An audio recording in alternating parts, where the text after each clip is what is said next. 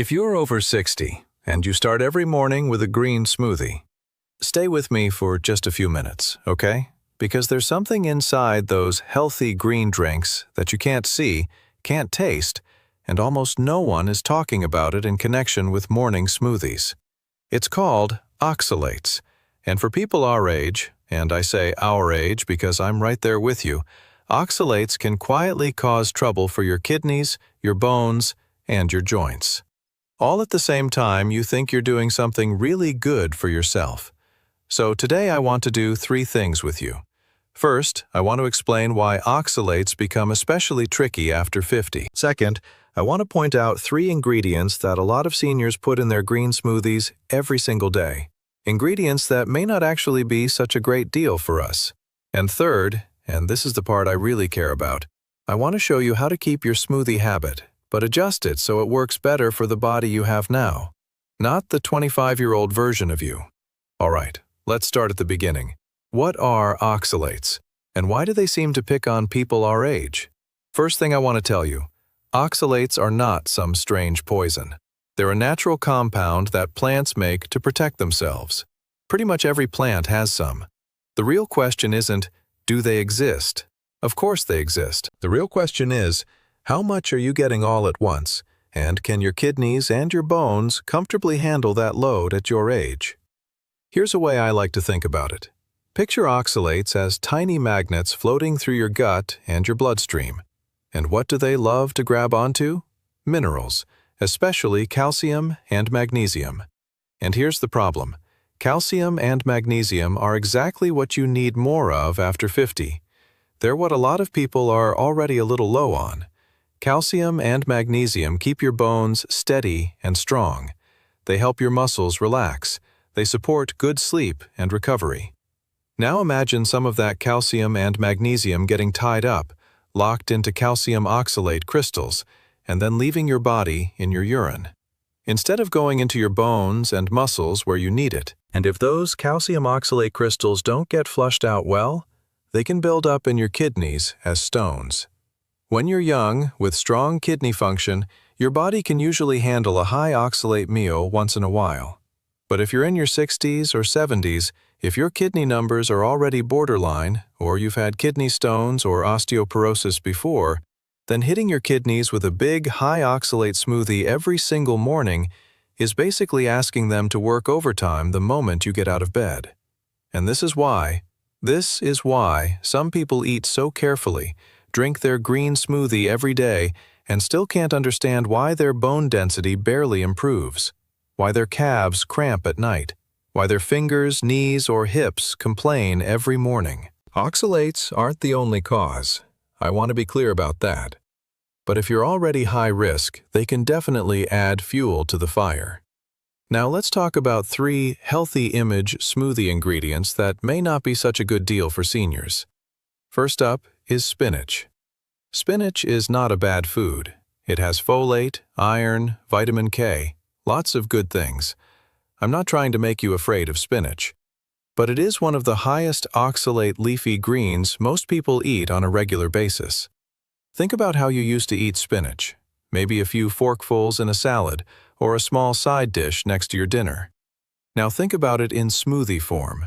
Half a bag of raw spinach, sometimes a whole bag, all blended into one glass, often along with other high oxalate ingredients. You're turning what used to be a little side dish worth of oxalates into several plates worth in a single drink. And because it's blended into a liquid, it moves through your gut faster and more completely than if you'd eaten it off a plate. For a healthy 25-year-old with great kidneys, that might be fine once in a while. For a 65-year-old who already had a kidney stone, doing that every single morning is playing with fire. Second is almonds and almond milk. A lot of people switched to almond milk because it's unsweetened, lactose-free, and sounds healthy. Almonds do have their benefits, but they're also a higher oxalate nut, and almond flour is the concentrated version. Picture a day like this. In the morning, you have a big spinach smoothie made with almond milk. Later, you have a healthy muffin made with almond flour, or some almond-based crackers as a snack. By the end of the day, your total oxalate intake might be pretty high, especially if you're someone who tends to get kidney stones, or your kidneys are already working a bit harder than they used to. Having a glass of almond milk once in a while isn't a big deal. The problem is when it turns into an everyday base, stacked on top of other high oxalate choices day after day. Third is beets. Beets have real benefits. They can help support circulation and blood pressure, and they bring useful antioxidants. I'm not denying any of that. But beets are also on the high oxalate list. There's a big difference between eating a few slices of roasted beet with dinner once in a while and tossing half a beet or a whole beet into your smoothie every single morning on top of a big pile of raw spinach. For someone who has had kidney stones before, that kind of smoothie isn't really a detox drink. It's more like, honestly, a kidney challenge drink. So, what do we do? Do we stop eating vegetables and throw the blender away? Of course not. I'm not here to turn you into someone who's afraid of vegetables. I want every glass you drink to work smarter, for a 60 or 70-year-old body, not for a 20-something body. Here are a few ways to keep your green smoothies and cut down the extra burden. First, swap out the ultra-high oxalate stars. You don't have to give up spinach forever. Just stop dumping in huge handfuls every single morning. Use smaller amounts. Rotate it. On most days, try using lower oxalate greens instead, especially if you lightly cook them first. Good options include lightly blanched kale, romaine lettuce, and green leaf lettuce. You still get the fiber, the color, and the phytonutrients, but with a lot less strain on your kidneys. Move beets from every morning in the blender to once in a while on the dinner plate.